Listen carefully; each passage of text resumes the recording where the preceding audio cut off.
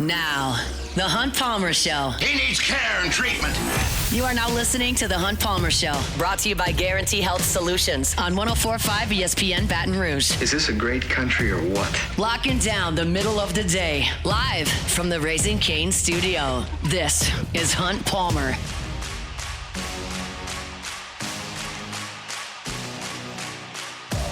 Hour 2, Monday edition of the Hunt Palmer Show, 104.5 ESPN Baton Rouge. Appreciate you being with us. Hope your work week's off to a good start. We got a busy hour coming at you. We'll hear from Lane Kiffin. I want to talk about LSU's scrimmage back on Saturday. We'll hear some Kellen Moore sound as well from a disappointing Saturday for the New Orleans Saints, but just how impactful was that disappointing Saturday? I have my thoughts. We gave those to you in hour number 1. But right now, let's for the final time this year, meet the freshmen. Meet the Freshmen. Freshmen, meet the Freshmen. They're the newest Tigers on the team. Amari Peterson was late addition to this class, reclassification, young cornerback that Corey Raymond brought into the fold. He is another tall corner at 6 feet tall. He's listed at 185 pounds. Comes to LSU from Orlando. When you look at the ratings, not a guy that catches a lot of attention. You're talking about a 3-star recruit here. I was looking at his ESPN profile, number 89 cornerback in the country. Looking at Rivals, number 91 cornerback in the country. 24/7 had him as 102. So a guy that was not very, very, very highly rated. You look at the offers that he had, South Florida, Georgia Tech, Wake Forest, Texas A&M was also involved as well. But here's the deal. I don't care. I just trust Corey Raymond. If Corey Raymond says this dude looks like he can play, then go get him. I'm fine with it. Oftentimes, you're going to end up with the Haven Finneys. You're going to end up with the DJ Pickett's. You're going to end up with the Derek Stingley's. You're going to end up with the Christian Fultons, the Eli Rickses, the high-end high school players. But also, Corey Raymond will go to camps, and he will identify guys that he thinks fit the mold of what he's looking to do at cornerback. And Amari Peterson is one of those guys. So I don't anticipate a big role for him on this team. You look at that cornerback depth chart, it's tight because you've got Pickett, and then you've got, obviously, P.J. Woodland, and then Jakeem Jackson, and then probably Michael Turner, and then probably Haven Finney, and then I think you plug in the newcomers at the cornerback position, and Peterson is one of those down there on the 3rd and 4th team. But you got the length, you got the size, and you've got some traits that Corey Raymond believes in. So, 3-star recruit, but I just trust Corey Raymond no matter what. Now, on the flip side, Lamar Brown was not a 3-star recruit. Lamar Brown was the number 1 player in the nation out of U-High when he picked LSU and enrolled this summer. He is huge, y'all. He is really, really big. You look at the edge rushers that LSU has, and Lamar Brown is bigger than all of them. He is 35 pounds heavier than Prince Wilumon Mielen and Jordan Ross.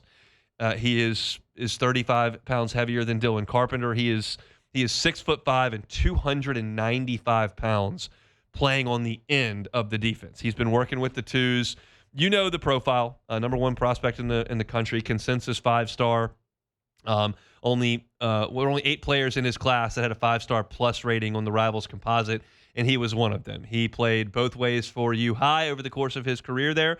There was some discussion whether or not he would be a defensive lineman or potentially an offensive lineman, and ultimately he became a defensive lineman. He was a state champion in the shot put, a state champion in the discus, just an amazing athlete that you factor in here as an impact freshman.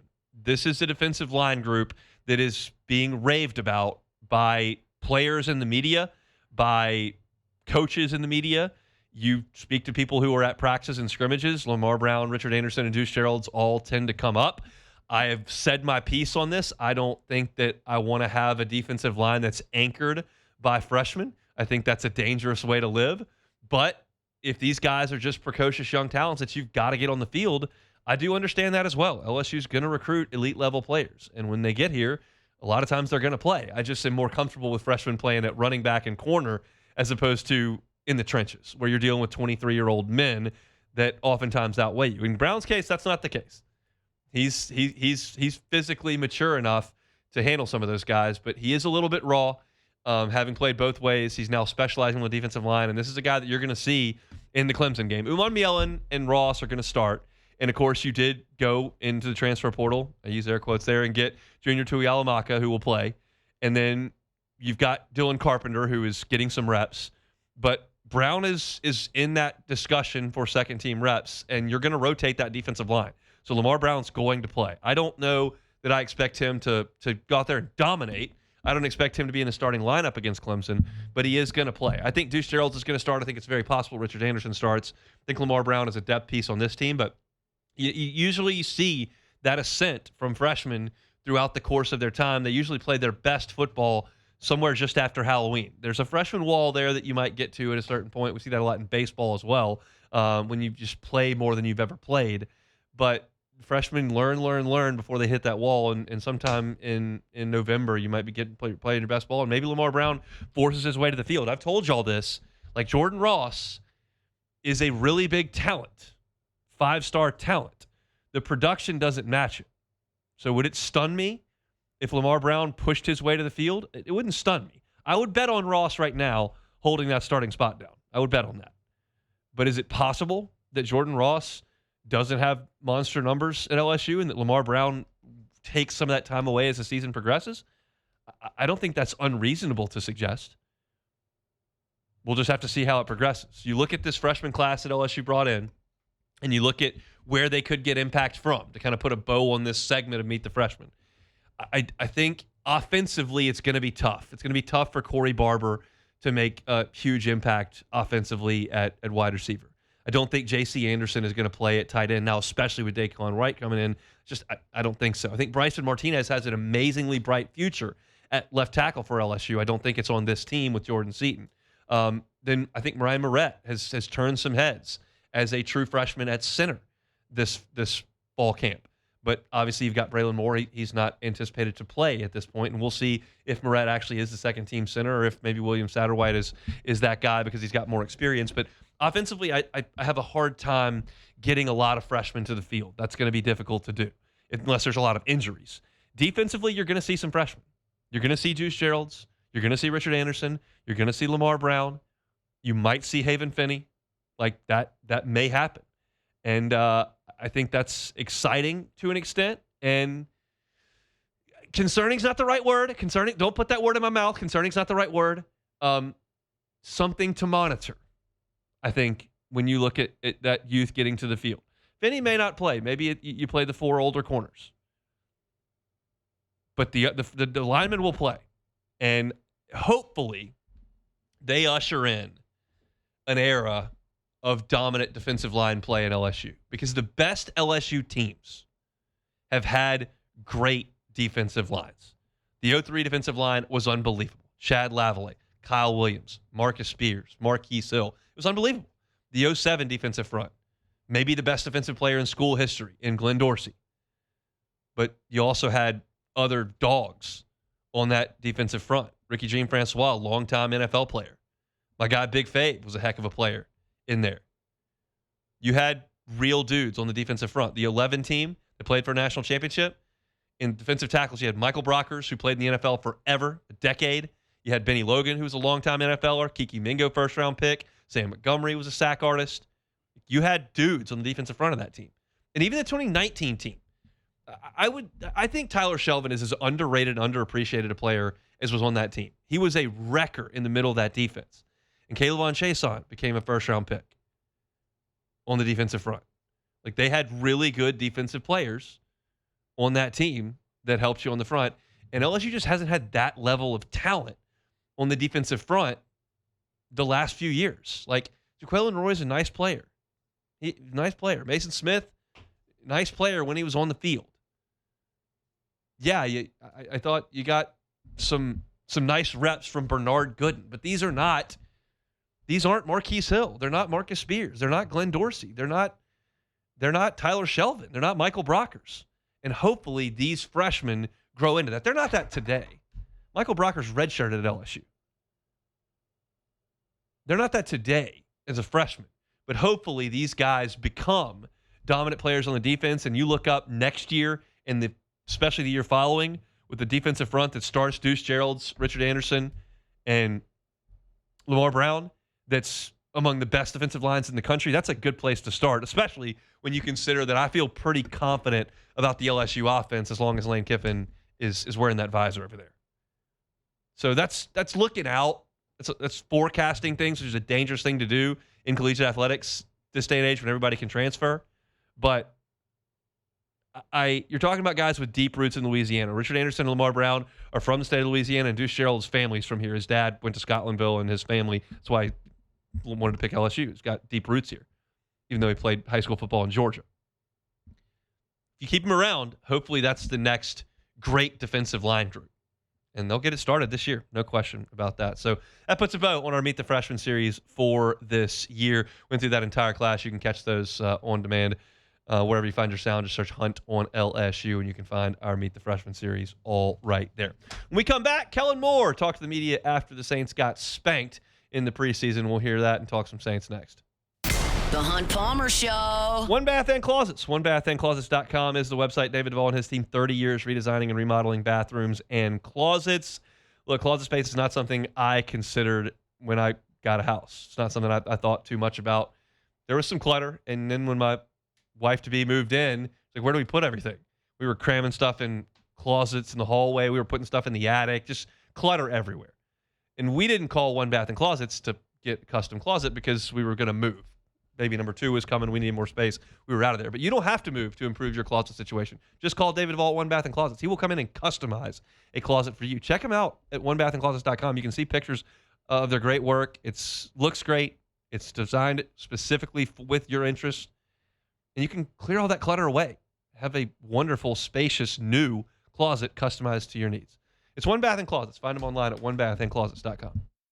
You're listening to The Hunt Palmer Show, brought to you by Guarantee Health Solutions. Guarantee Health Solutions, guiding healthcare forward. GuaranteeHealth.com.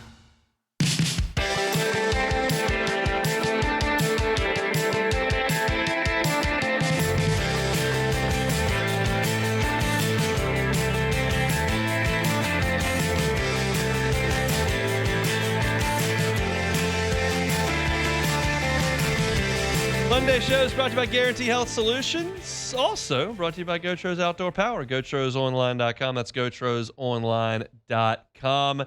National Hustler Dealer of the Year, 2 of the last 3 years at GoTro's Outdoor Power. They've got the largest hustler inventory in the state of Louisiana, largest parts inventory in the state of Louisiana, and they're family owned and operated. So you get that touch, that personal touch. You can buy a zero-turn mower from the big box store. You can do that.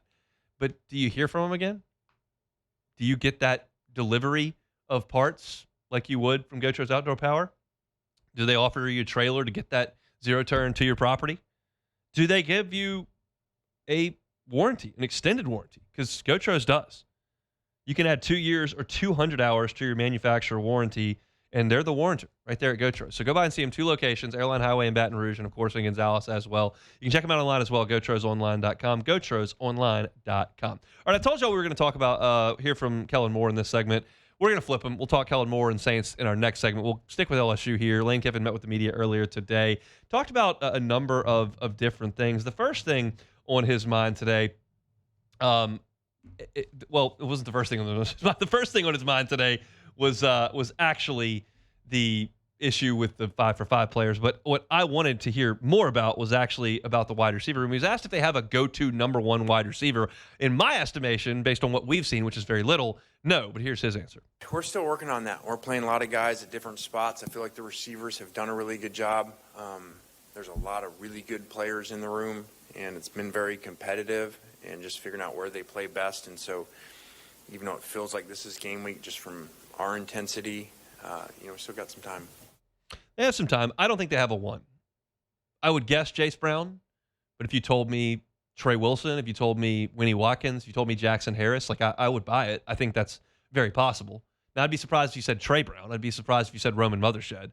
But I think that they've got some guys at the top. I just don't know if it's going to be a first-team All-SEC guy or not. But it's interesting to see how they're going to shake out the reps at wide receiver. Next up from Kiffin, talking about the scrimmage on Saturday, last real physical tune-up for LSU before they get into Clemson prep. I thought that, we played a lot of plays. I thought that it's going to be very generic that the offense did some good things. We played a lot of backups on defense, trying to find different guys there because we feel good about a lot of our ones. And so they got a lot of tape and a lot of things to improve on. How about special teams? Not something we've spent a lot of time on. Scott Starzik, new kicker that comes in from Arkansas, trying to find return men at this point. And Kiffin talked about special teams. We're working on that. Really happy how we're kicking field goals.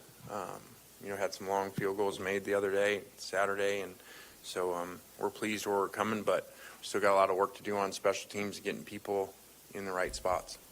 Our Matt Moscona had a scrimmage write-up at LouisianaSports.net over the weekend and got some information from those who were there. It was like 500 people at this scrimmage, so there were plenty of people whose door you could knock on and say, hey, what'd you see out there? And Matt did some of that, wrote it up at LouisianaSports.net, but apparently, and I'm just passing this along, I wasn't there, apparently Scott Starzik made 3 50-plus yard field goals. So I know that he had a really strong freshman season at Arkansas and that there was a lot of high hopes for him there. He obviously jumps in the transfer portal. LSU snags him. Ole Miss had a really good kicker last year. I sat in the Superdome and watched him make 3 huge kicks to beat Georgia. It's a big, big part of trying to win football games, especially close ones that are impactful. And it looks like Scott Starzik's having a really nice camp for LSU in the kicking department. So that's a very, very good thing. Let's now shift our discussion over to recruiting the 5-for-5 guys and how he's addressing his team. Because keep in mind, you've got roster limitations and you've got a depth chart. If you bring these guys in, which it appears LSU has every intention of doing, you're going to shuffle up the depth chart. You're going to potentially cost someone a job. And this is what Kiffin had to say about telling his team that we're going to go recruit. Yeah, our guys know we're in a relentless pursuit of excellence. And I tell them that all the time. That's how I live. It's how I think. It's how I run the team. And that we're always going to look at every avenue to give you the best team, to give you the best players so that you have the best chance to win. And we're always going to be trying to get better in every area, no matter what. And anytime portal or acquisitions come up, that's what we're going to do. That is a professional mindset. That's the way every NFL team operates every day. We're going to try to draft your replacement. We're going to try to find your replacement in undrafted free agency. We're going to try to find your replacement in veteran free agency. We're going to continue to add. During the season, we're going to bring guys in, work them out. If we like him, we'll bring him in. You might get cut. That's life in the NFL. And it hasn't been life in college for a very long time. But now it is. Because the portal opens every December. And there's recruiting that's done all year long. And this just happens to be an odd set of circumstances that allows for roster acquisition in August. And there it comes. So I understand those of you that suggest, like, hey, this is not really fair to some of the kids that have been here for a long period of time. And I don't disagree with you on that at all. But it is reality. And reality is that Lane Kiffin is here to win. And if he thinks that a new tight end and a new rush end are going to help him win, he's going to bring them in. And if you're third on the depth chart and that moves you to fourth on the depth chart, sorry, it is what it is. Nobody complains about it with the New York Jets when they bring somebody in. It's not apples to apples, but you understand the point I'm making. Like, that's just reality in team sports. If you get an opportunity to make your team better, upset some feelings, so be it. And then last one here, talking about kind of managing the team and getting guys in this late. We're recruiting these kids. We're trying to add them. We're trying to figure all that out, with the ruling coming of these guys being eligible to play, to have a 5th year. And again, on that, I think, in my opinion, knowing the information, I think it's really wrong to be critical of these kids. They were granted a 5th year by a judge saying that they were wronged by the NCAA and that they should have had the 5th year all along, like all the kids moving forward will have a 5th year. So I think there's a lot of misinformation that people don't understand why these are getting them. It's not because of some other reasons that people may think. It's simply that a judge decided that they should have had the 5th year like everyone moving forward will have. And so this group of athletes in all sports have started to win injunctions around the country to get that. It's complicated. It's not black and white. It's just not. It's complicated. And to me, that kind of echoes what I said last week, where these players are the one group that didn't have an opportunity to play a 5th year post-COVID. Everybody got that COVID year, and now everybody gets a 5th year.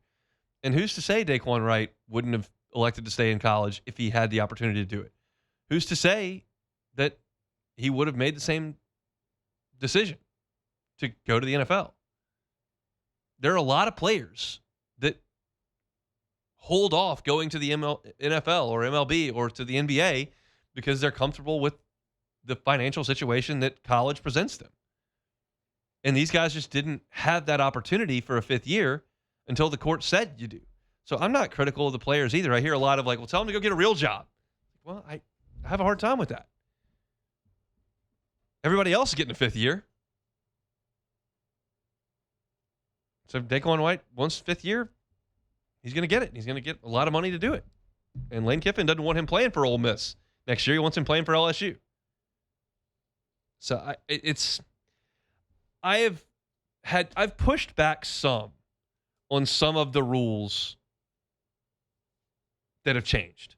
Like I don't like transferring 6 times in 5 years. Like that's not my cup of tea. If I was the czar put in charge of this, you would get 1 free transfer, and if you transferred a second time, you'd have to sit out. That would be my preference. I don't have a concrete reason for that being my preference. I just suggest that's the way I would do it. That's my preference. And then you look at this circumstance. If this is the only time players go to training camps and come back, I'm fine with it. If it starts happening annually for players that have played 3 or 4 years of college that want to forego their eligibility, play, and then come back if training camp doesn't work out, I wouldn't be in favor of that. I would be in favor of this time not moving forward. You leave, you're done. That would be my preference. But that's all it is preference. And all these preferences that the NCAA has that they've turned into rules don't stand up in court. So it's convoluted and it's complicated, but I'll echo what I said 90 minutes ago. And I realize that some of you were listening 90 minutes ago, and I appreciate you all for listening to us for 2 hours, but some of you all just hop in when you're in the car for 20 minutes, and that's why the audience turns over. I tell you that all the time, but when I repeat myself, I think it bears mentioning that part of it, why I'm repeating myself. To me, this is only a problem if it occurs time and time and time again. If this is in a vacuum and we can condense it, I'm good. But ultimately, when we get into the stadium, it won't matter.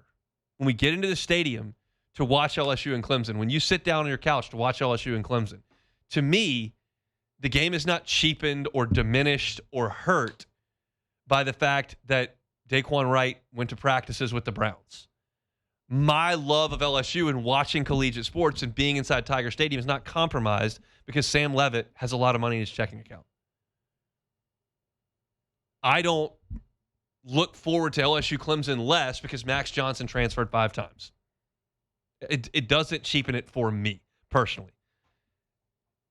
I'll be just as excited for LSU and Clemson in 2 weeks as I was for LSU and Virginia Tech when I was a sophomore in college. It's still the same to me. For some, it may not be. I get it. But it's still the same to me. And that's the great part of it. All the silly stuff is just that. It's silly. But the essence of why we love this stuff is still there. And I can't wait to watch it unfold in 2 weeks. All right, let's take a time out. When we come back, we'll chat about what Kellen Moore had to say back on Saturday. That's next. The Hunt Palmer Show. Love telling you about Boudreaux's Electrical Services. They're online at boudreauxelectrical.com. That's boudreauxelectrical.com. Neil and Melissa have been running the show at Boudreaux's Electrical for 40 years. If you want a Generac home standby generator, there's only one phone call you need to make, and it's the same number they've had all 40 of those years over at Boudreaux's Electrical Services. That's, of course, 985-397-1562. That's 985-397-1562. Or 225-300-9389. That's 225-300-9389. Get that Generac home standby generator installed so you have the peace of mind of knowing that your power is not going to go out. I'm pretty confident our power just went out at Guarantee, and the generator kicked on, and we're rocking and rolling because we've got the generator. Get that peace of mind to know that your power is never going to go out. Boudreaux's Electrical Services online at boudreauxelectrical.com. This is the Hunt Palmer Show, brought to you by Guarantee Health Solutions. Guarantee Health Solutions, guiding healthcare forward. GuaranteeHealth.com.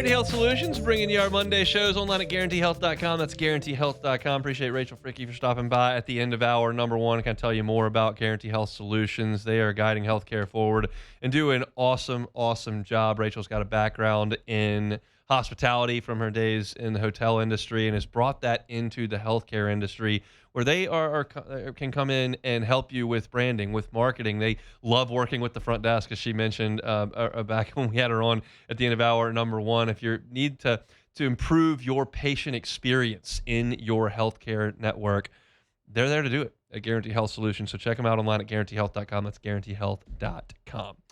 All right, Kellen Moore met with the media after the Saints were just beaten badly by the Rams. 34-0 was the final.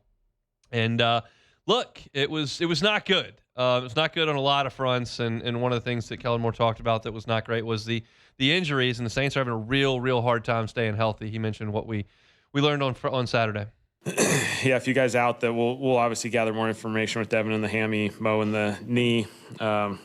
Styles had a calf. Selly had the concussion.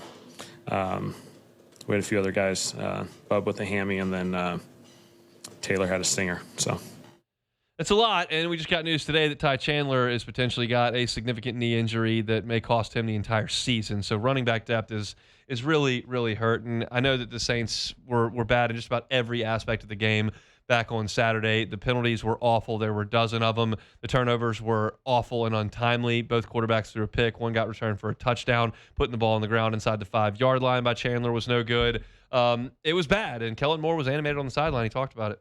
I think just when you have controlled situations that you're missing opportunities. There's too many penalties that are 100% under our control, and we just got to play better football. So, we pushed these guys this week. We challenged them with some big-time opportunities with some joint practices in this game. And so I love the work collectively that we got over the course of this week. It's just, obviously we missed an opportunity here. And, I got to prepare our guys better. I got to get our guys ready to go for this opportunity. And obviously we didn't coach well enough. I tend to agree with him on the notion that they got some good work in California. The game as the finale was a disaster, but they got good practices in with the Rams, good practices in with the Cowboys, had an opportunity to get their starters out there against NFL starters as opposed to the second and third teams out there on Saturday. So, yeah, I think it was a good week. Just the end was a complete dud. One thing that I tried to prize a positive out of the game on Saturday was that Kendre Miller did play. And look, Kamara's hurt. Devin Neal's been injured. Ty Chandler is hurt. Achin has missed a little bit of time. Like, you've had significant injuries at running back all over the place in terms of the number of them and some being significant just in their severity. And so seeing Kendre Miller on the field was a positive, and Kellen Moore talked about that. Thought there were some physical runs in there. I was proud of him hopping in there. I think he did have some runs that were, taking advantage of some opportunities, and they're not all perfect runs. There's some dirty runs that he's able to get some really positive yards. So excited to see him back out there. Look, the Saints' long run of the game was 9 yards, okay? They did not do a good job of creating space up front and running the football, but just Kendre Miller's presence on the field I thought was a good thing. Another negative from the game back on Saturday, well, you missed another kick. And this question was asked post-game. It's already been answered, and we'll get to that. But here's what Kellen Moore said. Hey, do you have any concern at kicker? We'll evaluate it. We obviously didn't get down there enough, for them to not have an opportunity to kick it until the last few seconds of the game. We got to give ourselves more opportunities offensively.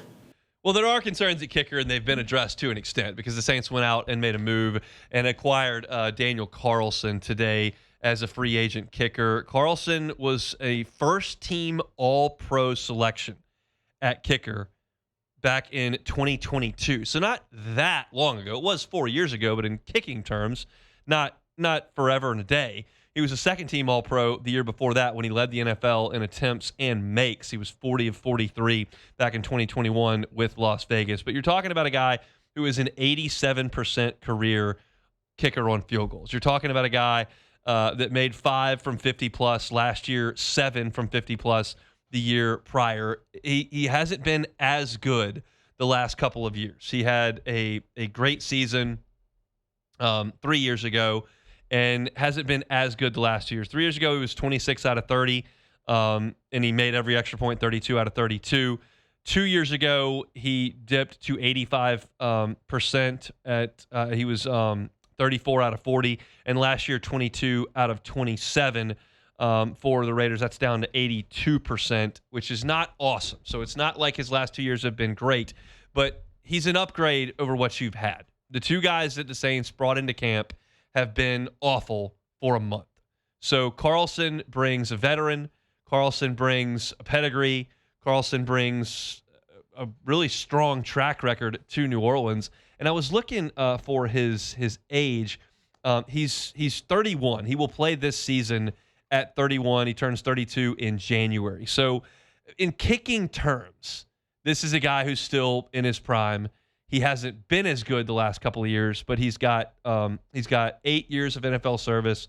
He played 17 games in every season of the last 5, 16 to 2 before that. Hasn't missed any time since 2018, which was his first year in the NFL. So been healthy, been productive, been good, been elite at times. And I think this makes all the sense in the world for the Saints. And I'll just say this out loud.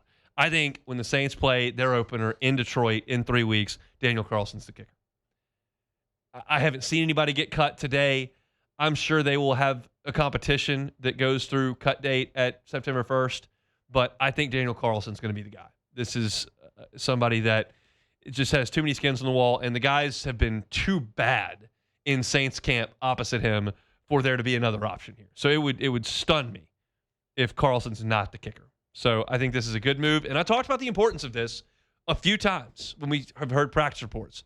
The Saints are not going to blow teams out. The Saints are not going to win consistently 31-13. They're just not. The Saints are going to win games 26-23. The Saints are going to win games 21-20. And you need to have a solid kicker if that's the case. And right now, pre-Carlson, they did not. And I think he answers that question. So good job by Mickey Loomis and his staff to go out and identify an option there and bring him in. I think that's a very, very good thing for the Saints. And I think he'll be the starting kicker. If he's not, I'll be pretty surprised. Our Monday show is brought to you by Guarantee Health Solutions, online at guaranteehealth.com.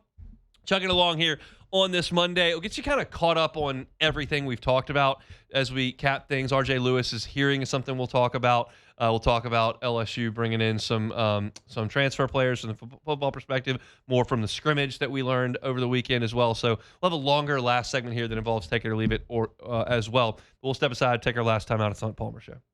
The Hunt Palmer Show. Fabry Chevrolet GMC, online at FabryChevrolet.com. That's FabryChevrolet.com. Fabry family's been at this for 35 years in the capital city, helping out with that wonderful customer service. Great inventory and fantastic deals. If you're looking for a truck, look no further. 2026 Chevy Silverado 1500s, 0% APR financing for 5 years, plus no monthly payments for the first 90 days. Incredible deals on Silverados there. And you also can get a 2026 GMC Sierra 1500 for 2.9% APR financing for 72 months, plus an additional $1,500 in allowance. That's now until August 31st as well. So make sure to make this week count. Great selection of pre-owned vehicles that'll meet any budget for you. Check it out online at FabryChevrolet.com or go up Highway 61 in St. Francisville. Get that great customer service at Fabry Chevrolet GMC. They're online at FabryChevrolet.com. You're listening to The Hunt Palmer Show, brought to you by Guarantee Health Solutions. Guarantee Health Solutions, guiding healthcare forward. GuaranteeHealth.com.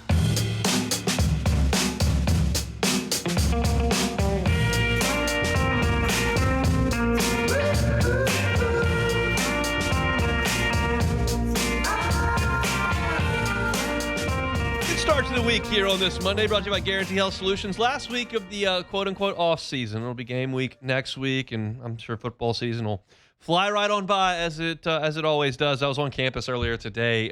We got our some of our gear for the football broadcast this year, and so went up to grab that, and campus was just a madhouse. I parked illegally. I did. I couldn't find a spot. I was just trying to get in there, grab 4 bags, and leave. I was going to be in there for like 5 minutes, and I just didn't have the heart to park all the way out of the old front 9 to come in and get 5 bags. So I zipped into a non-spot, and I was only there for like 10 minutes. No big deal. And they didn't put a ticket on my mirror, which was excellent news. Would you have paid that ticket? No. Okay. I got a bajillion tickets when I was covering LSU, going to the basketball practice facility every day, and they were still sending them to my parents' house, like because they had my information from college. Yeah. And one year for Christmas, my mom took these 3 parking ticket notices and put them in my stocking. Oh man, it's like a Christmas gift. I did not pay those. I don't know that they have the ability to hold my diploma anymore. So I'm not going to obey the campus traffic. Yeah, you tickets. know, I think you might have a couple years removed from that. I think you're good now. Yeah, I think you should be I think good. the statute of limitations after 15 years out of school is probably good. But campus is buzzing, and we're almost there to football season. Just a couple of things. Matt Moscona wrote a scrimmage report this weekend at LouisianaSports.net, and I took a couple of notes from it. Sounds like the defense did a really good job early, forced 2 straight 3-and-outs to begin, which is great to hear about the defense. And then what you want to hear, because you don't want the defense to just overwhelm. You don't want the offense to just overwhelm. You want counterpunches. Trey'Dez Green, big play. Jackson Harris, big play. Winnie Watkins, big play. Caden Durham had 2 70-plus yard touchdown runs in this scrimmage. Great to hear from him. I love hearing the back and forth. I love hearing the tug of war. I love hearing that both sides were doing some good things. And here's maybe the biggest thing that I saw. There were conflicting reports about how well Sam Leavitt played on Saturday at the scrimmage. Matt had a thing up on his piece that said Leavitt shines, made some great throws. And then you had some other reports that said that Leavitt maybe didn't play as well. I'm not as concerned about either one of those. What was evident in every report is that Sam Leavitt was able to run significantly, was able to make some plays with his feet. And obviously he wasn't getting tackled, but the fact that he was running around, I've told y'all that we're not going to know how healthy Sam Leavitt is or is not on that foot from what the media was able to see at practice. We're just not able to see enough. But there were 500 people at this scrimmage on Saturday, so they saw it. They saw Sam Leavitt run around. They saw him looking healthy and able to do the things that he did at Arizona State, which is make guys miss, to extend plays, and to do things with his legs. And so he was able to do that. That's a very, very, very good thing. And then the offensive line was the same as it had been. Jordan Seaton, Bo Bordelon, Braylon Moore, Aluba, and Weston Davis. That group has not changed the entirety of camp. So that's your 5. Those are your guys that are going to be out there to start. Undoubtedly, there will be bumps and bruises along the way on the offensive front, and we'll see who it is that plugs in behind them. Obviously, you would imagine that you're going to see William Satterwhite as a swing player on that offensive line. I think Devin Harper's a guy that makes a lot of sense. And perhaps Sean Tompkins as well at left tackle. But that first 5 has not been tinkered with at all. That's been the guys. And Coach Wolford and Coach Craig have kind of made that determination. So that's there's not a position battle there. I wrote a piece up at LouisianaSports.net talking about there are 3 kind of position battles that I'm looking at. It's defensive tackle.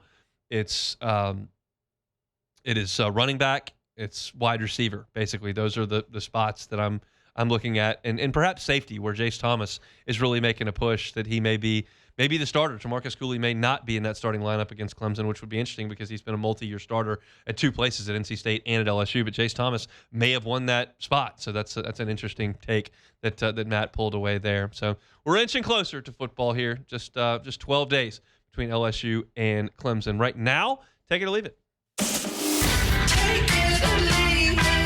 Take it or leave it. Take it or leave it. Today's hottest stories in sports, news, and sometimes even Hunt's life. The question is, will he take them or leave them?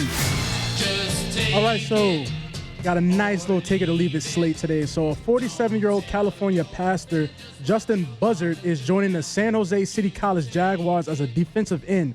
Buzzard's last game was 30 years ago, but he says his body has been holding up a lot better than he thought. So pastors coming back to college football, take it or leave it. So he's got to be about 50. If it was 30 years ago when he last played, you figure that was... He's 47. He's 47. 47? 47. So, I mean, that's a bad idea. 47-year-olds do not need to be playing tackle football. As a pastor. That's a bad idea. Leave that all day long. Leave it alone. Can't do it. You're going to blow an Achilles. You're going to pull a hammy. You're going to break something. His body feels great. You're not supposed to be out there. You're not Frank Gore. You're not Frank Gore. You're not Frank Gore. But tell me this, though. At what point is there any more eligibility ever going to run out? I mean, we got guys 47 coming back. Well, if you didn't go to college, your clock didn't start. So, right. Yeah, you can come back and make that happen. You know what? That is a great point. So let's dive into this one. San Francisco 49ers owner Jed York was arrested on Sunday after allegedly tried to pay a woman a little over $100 for sex. Court documents obtained by the California Post on Monday.